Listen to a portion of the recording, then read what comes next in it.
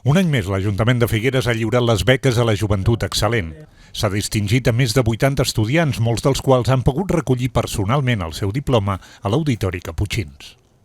I crec que avui el que tenim aquí són joves empoderats, que són el futur, no només d'aquesta ciutat, que és evident, sinó també el futur d'una societat que necessitem, doncs això, molt més formada i molt més empoderada.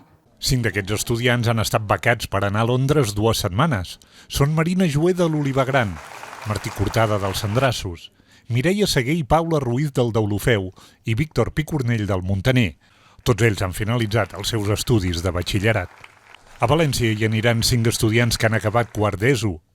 Ainara Aguirre i Judit Colomer de les Escolàpies, Gil Bosom i Nil Canta de la Salle i Núria Pérez del Deulofeu. També s'han lliurat 2 matrícules gratuïtes per estudiar francès o alemany a l'Escola Oficial d'Idiomes de Figueres, una per a Zahara Aragón del Deulofeu i l'altra per Ona Cervera dels Sandrassos.